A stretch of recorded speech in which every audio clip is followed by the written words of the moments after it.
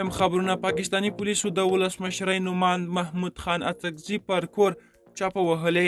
بلخوا د افغانستان متحده جبهه له مخکینیو امنیتي ځواکونو څخه د ملاتړ هڅې پیل شوې دي. سلام ستړي مشئ، وخت مو په خیر. پام وکړئ د ورځې مهم خبرونو ته. د پاکستاني رسنیو د راپورونو له مخې پاکستاني پولیسو د دې هیواد ولسمشرۍ ته یو نوماند محمود خان اڅکزي په کور چاپه وهلې ده. لا تر اوسه روښانه نه ده چې دغه چاپه د هغه په کور کې د څه موندلو په موخه شوې ده، خو سمدستي د محمود خان اڅکزي پلویان دا د پاکستاني استخباراتو له لوري د غچ اخیستو یوه پیښه بللې او توند غبرګونونه یې ښودلي دي. محمود خان اڅکزی د عمران خان په ملاتړ د آصف علي زرداري په مقابل کې د پاکستان ولسمشرۍ چوکۍ ته نوماند دی. د دغې چوکۍ لپاره ټاکنې به د مارچ پر 9 ترسره شي.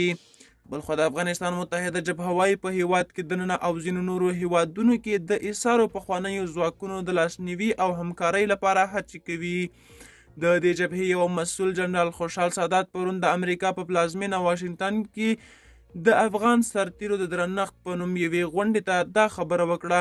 په دې غونډه کې د جنرال اکمل امیري، جنرال لازق او ځینو نورو پخوانیو افغان لوړپوړو پوځي قومندانانو عکسونه ځړول شوي وو چې له طالبانو سره په مخامخو جګړو یا د هغوی په بریدونو کې وژل شوي.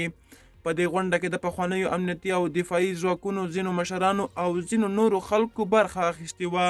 خوشحال سادات پر طالبانو نیوکه وکړه چې د افغانانو په وړاندې د په خبره بې دریغه زور زیاتی کوي.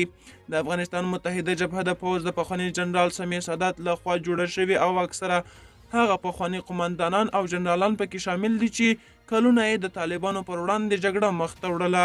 دوستانو دا وې د نړۍ شمدو کلي خبرونه. تر بیخي چارې ښه وخت.